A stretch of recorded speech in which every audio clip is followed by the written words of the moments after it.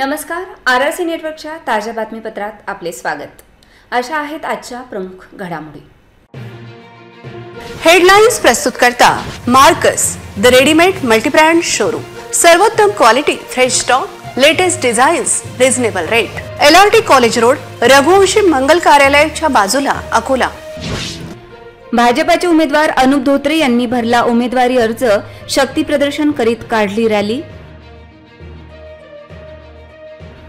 काँग्रेसच्या एबी फॉर्मसह अभय पाटील यांनी दाखल केला नामांकन अर्ज, 4 एप्रिलला पुन्हा भरणार अर्ज। शास्ती अभय योजनेमुळे मालमत्ता कर वसुली, खासगी कंत्राट देणे ठरले अपयशी। राष्ट्रीय महामार्गावर दुचाकीचा अपघात, 1 जण गंभीर जखमी, प्रकृती चिंताजनक। अकोल्यासाठी आज 6 उमेदवारांचे 9 नामांकन अर्ज, शेवटच्या दिवसाची उत्सुकता। आता सविस्तर बातम्या। अकोला लोकसभा मतदारसंघाचे भाजपा महायुतीचे उमेदवार अनुप धोत्रे यांनी आज नामांकन अर्ज सादर केला। यावेळी उपमुख्यमंत्री देवेंद्र फडणवीस, भाजपा प्रदेशाध्यक्ष बावनकुळे यांच्यासह महायुतीचे ज्येष्ठ नेते व पदाधिकारी मोठ्या संख्येने उपस्थित होते। देवेंद्र फडणवीस यांनी संबोधित करताना मोदीजींना पंतप्रधान बनवण्यासाठी अनुप धोत्रे यांना निवडून देण्याचे आवाहन केले।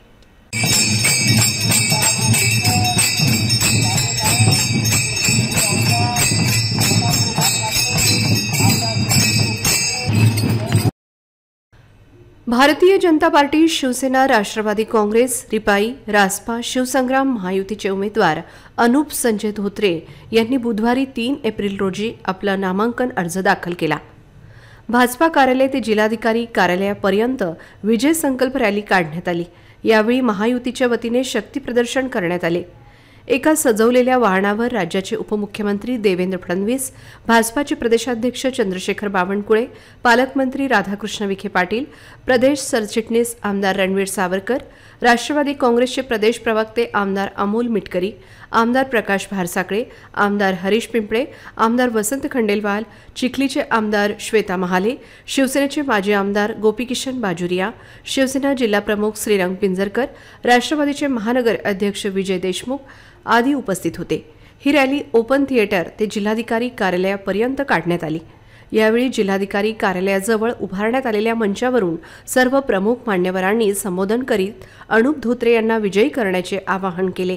तर मतदारांनी सकारात्मक विचाराकडे लक्ष द्यावे।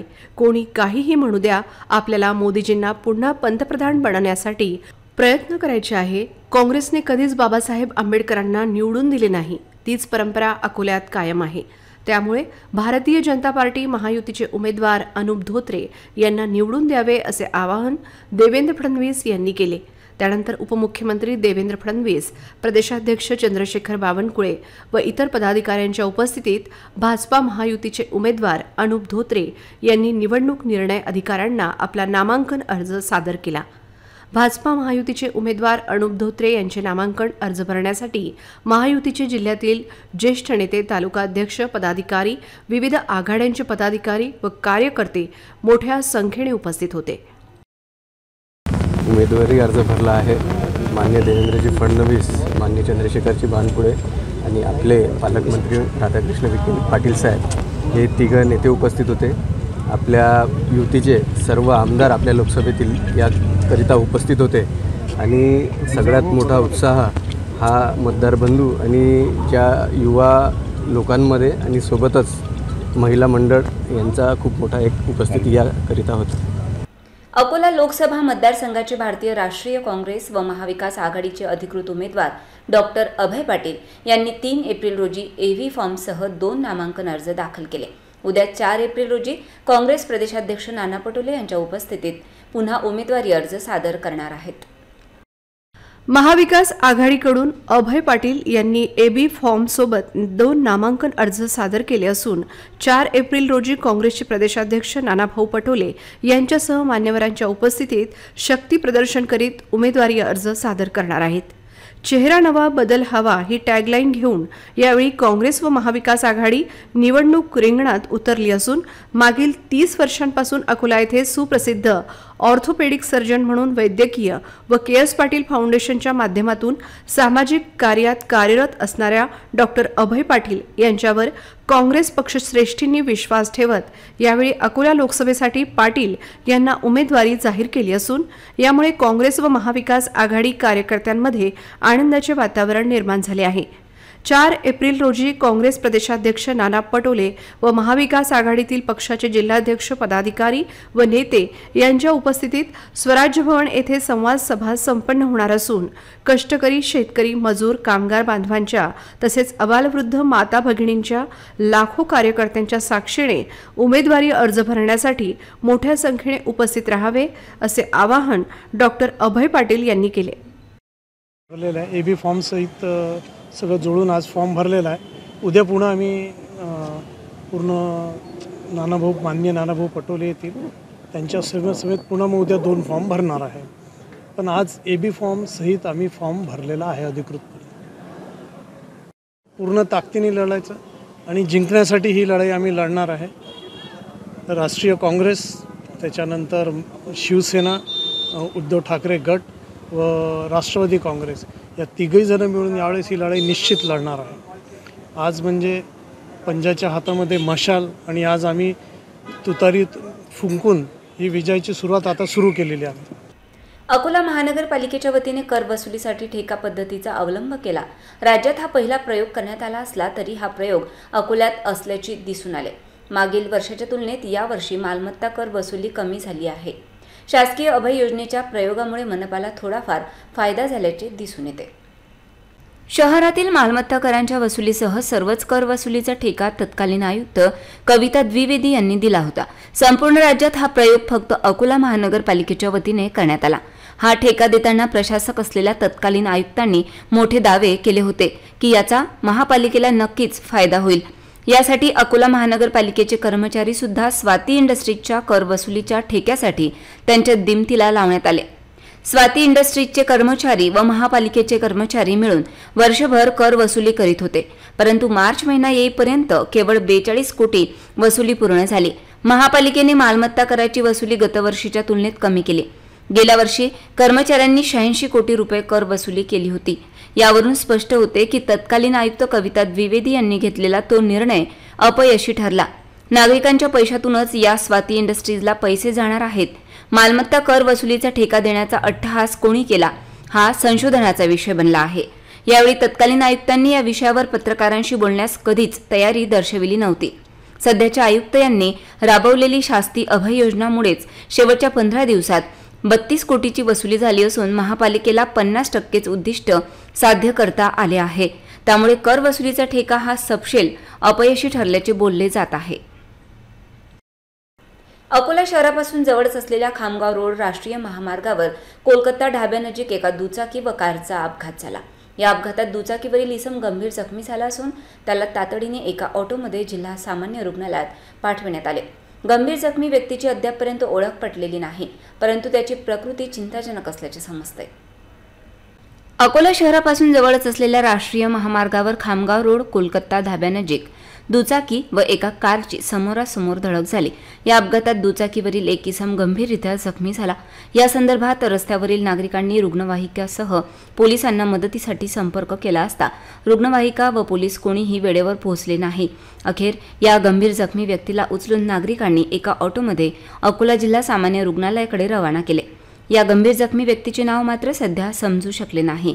या अपघातामुळे काही वेळाकरिता महामार्गावरील वाहतूक ठप्प झाली होती। अकोला लोकसभा निवडणुकीसाठी उमेदवारी अर्ज दाखल करण्याच्या 6व्या दिवशी 6 उमेदवारांनी 9 नामनिर्देशन पत्र दाखल केले। त्यामध्ये Bhajpa, Congress, Bahujan Samaj party, Indian national league सह 2 अपक्षांचा समावेश आहे। शेवटच्या दिवशी किती नामांकन दाखल होतात याकडे सर्वांचे लक्ष लागले आहे। अकोला लोकसभा मतदारसंघासाठी 28 मार्चपासून उमेदवारी अर्ज दाखल करण्याची प्रक्रिया सुरू झाली आहे। पहिल्या 4 दिवसांमध्ये इच्छुकांनी उमेदवारी अर्जाची उचल केली। मंगळवार 2 एप्रिलपासून उमेदवारी दाखल करण्याची प्रक्रिया सुरू झाली। या दिवशी एकूण 4 उमेदवारांनी 5 अर्ज दाखल केले, तर 3 एप्रिल रोजी 6 उमेदवारांनी 9 नामनिर्देशन पत्र दाखल केले आहेत। त्यामध्ये काँग्रेसचे अभय पाटील यांनी 2 अर्ज, भाजपाचे अनुप धोत्रे यांनी 2 अर्ज, बहुजन समाज पार्टीचे काशीनाथ घामोळे यांनी 2 अर्ज, तर इंडियन नॅशनल लीगच्या वतीने शेख नजीब, शेख हबीब आणि अशोक थोरात, रत्नदीप गणोजी यांनी अपक्ष उमेदवारी अर्ज दाखल केला आहे. अर्ज दाखल करण्याची शेवटची मुदत गुरुवार 4 एप्रिल रोजी दुपारी 3 वाजेपर्यंत असल्यामुळे शेवटच्या दिवशी कोण कोण उमेदवारी दाखल करणार याबाबत नागरिकांमध्ये उत्सुकता आहे. देशमुख महिला मंडळ अकोला जिल्ह्याच्या वतीने मासिक बैठकीचे आयोजन करण्यात आले. यासोबतच जागतिक जल दिन साजरा करण्यात आला. या बैठकीचे संपूर्ण नियोजन रेखा ग्रुपच्या वतीने करण्यात आले होते. दिनांक 22 मार्चला हॉटेल सेंट्रल प्लाझा येथे देशमुख महिला मंडळ अकोला जिल्ह्याची मार्च महिन्याची मासिक सभा तसेच जागतिक जल दिन साजरा करण्यात आला. या महिन्याच्या संपूर्ण कार्यक्रमाची जबाबदारी मंडळाच्या रेखा ग्रुपची होती. कार्यक्रमाला देशमुख महिला मंडळाच्या अध्यक्षा राजश्रीताई तसेच उपाध्यक्ष नयनाताई, सचिव स्वप्नालीताई, माजी अध्यक्ष कल्पनाताई, कोषाध्यक्ष प्रतिभाताई, प्रमुख पाहुण्या जयश्रीताईसह रेखा ग्रुपच्या ग्रुप लीडर अनिता देशमुख उपस्थित होत्या. कार्यक्रमाच्या सुरुवातीला दीप प्रज्वलन करून विद्येची देवता मा सरस्वती, मा जिजाऊ, क्रांतिज्योती सावित्रीबाई फुले यांच्या प्रतिमांचे पूजन करून कार्यक्रमाचा शुभारंभ करण्यात आला. स्वागत गीत विद्या आणि संगीताताई यांनी गायले. पाहुण्यांचा परिचय मीनाताई यांनी करून दिला तर प्रास्ताविक अपेक्षांनी केले. त्यानंतर मीनाताईंनी प्रोजेक्टबद्दल माहिती दिली आणि सुपरस्टार रेखाच्या जीवनाबद्दल माहिती दिली. सभेमध्ये रेखा ग्रुपच्या सदस्या प्रगतीने पार्वतीची तर पल्लवीने शंकराची भूमिका साकारली. तसेच अनिता, सारिका, विद्या, संगीता आणि रोशनी यांनी रेखाच्या सुप्रसिद्ध गाण्यांवर सुरेख नृत्य सादर केले. हौजी गेममध्ये मंजू, प्रीती, सुजाता, संगीता, तृप्ती, शिल्पा, साधना, जयश्री, अपर्णा, प्रियंका, सुनीता, पूजा, लता, साधना, दीपाली, अरुणा, सुषमा असे एकूण 19 सदस्य विजयी ठरले.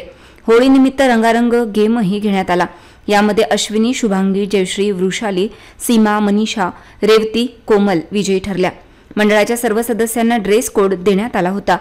यामध्ये अनिता, संध्या, प्रीती, वैशाली, अश्विनी, शुभांगी, अनघा, वैशाली, ज्योती, शीतल, भारती यांनी बक्षीस मिळवले.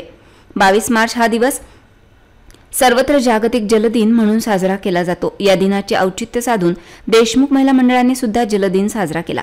पाण्याविना नाही प्राण, पाण्याचे महत्त्व जाण. पाणी अडवा, पाणी जिरवा. पाणी आहे निसर्गाचे अनमोल रत्न, त्यास वाचवण्याचा करूया प्रयत्न असे नारे दिले.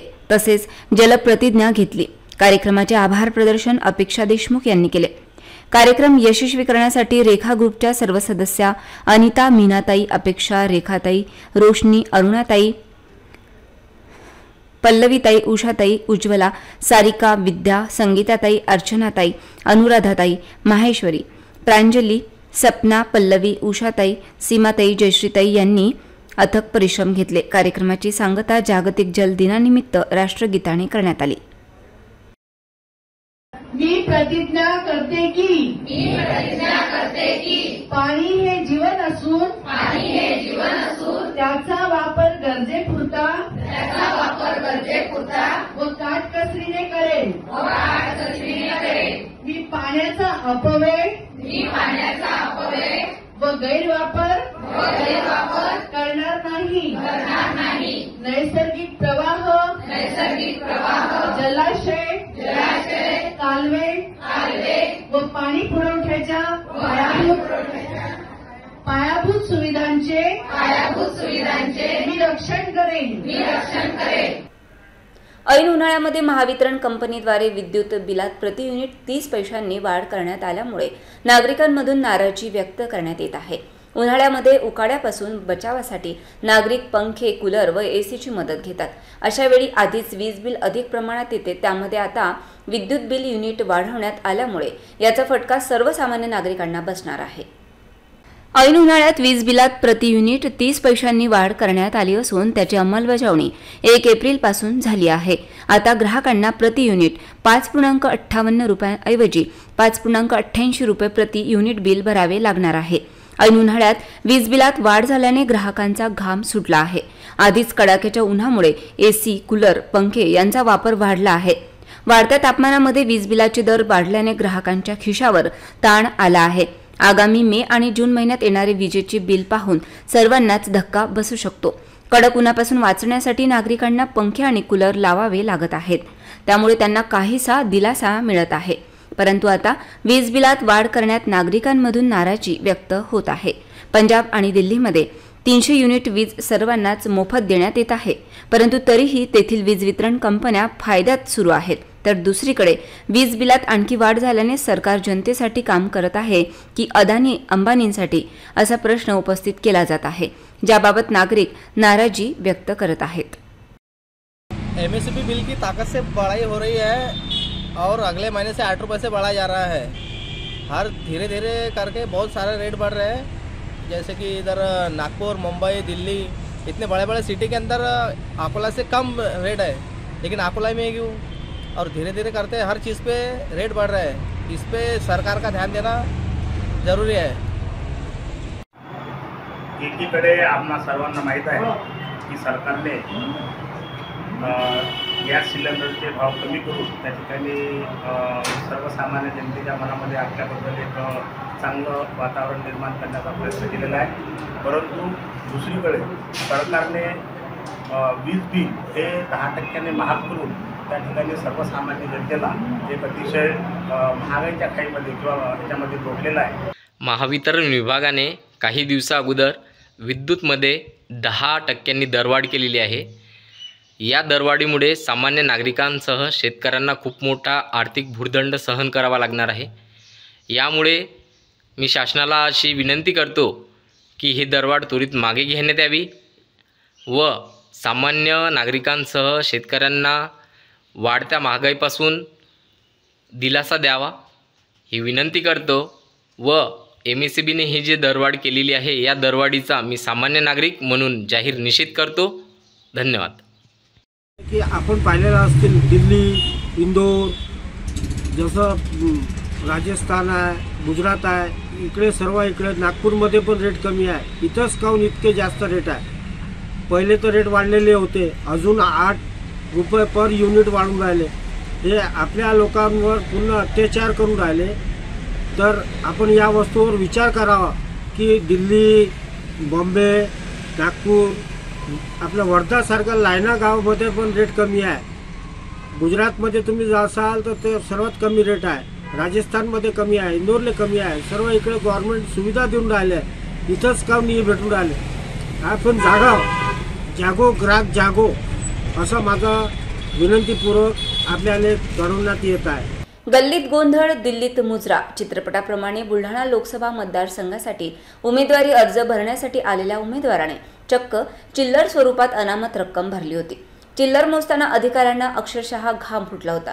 या उमेदवारीची सध्या जोरदार चर्चा सुरू आहे। बुलढाणा लोकसभा निवडणुकीत एका उमेदवाराने 10,000 रुपयांची चिल्लर अनामत रक्कम म्हणून भरली आहे। यावेळी चिल्लर मोजताना अधिकाऱ्यांची चांगलीच दमछाक झालेली पाहायला मिळाली। केंद्रीय निवडणूक आयोगाने लोकसभा निवडणुकांच्या तारखा जाहीर केल्यामुळे उमेदवारांचे अर्ज भरण्यासाठी लगबग सुरू झाली आहे। मात्र बुलढाणा जिल्ह्यातील महालोकशाही विकास आघाडीचे उमेदवार सध्या चर्चेचा विषय ठरत आहेत। असलम शाह हसन शाह असे त्यांचे नाव असून उमेदवारी अर्ज भरण्यासाठी त्यांनी तब्बल 10,000 रुपयांची चिल्लर आणली आणि उर्वरित 15,000 रुपयांच्या नोट आणल्या होत्या। उमेदवारी अर्ज भरण्यासाठी पोहोचल्यावर 10,000ची चिल्लर पाहून निवडणूक अधिकारी सुद्धा चक्रावले होते। चिल्लर पैसे घेणे बंधनकारक असून यामुळे अधिकाऱ्यांची मोजताना दमछाक झाली। काल अनेक उमेदवारांनी अर्ज भरले आणि या लगबगीमध्ये एक उमेदवार असे होते की ज्यांनी अतिशय अशी थैली भरून चिल्लर आणली होती। त्या चिल्लरमध्ये सुद्धा त्याचा खूप मोठा चर्चेचा विषय झालेला आहे। आणि येथे जेव्हा ते मोजणी सुरू होती त्यावेळेस अनेक अधिकाऱ्यांनी सुद्धा त्यांच्या जे आहे हे सांगितलं की जे शासनाचे नियम आहे ते बाळगून तुम्ही इथपर्यंत आलेले आहेत, ठीक आहे। सगळं काही असताना सुद्धा तो भयंकर प्रकारे असा चर्चेचा विषय होत आहे। कॅमेरा पर्सन समीर देशमुख सोबत महेंद्र मिश्रा, बुलढाणा। महिला आणि मुलींमध्ये आत्मरक्षण करण्यासाठी लागणारे कसब निर्माण व्हावे यासाठी स्वराज्य नवनिर्माण फाउंडेशनच्या वतीने भारत विद्यालयाच्या मैदानावर लाठीकाठी शौर्य प्रशिक्षण घेण्यात येत आहे। या शिबिराला आजपासून सुरुवात करण्यात आली आहे।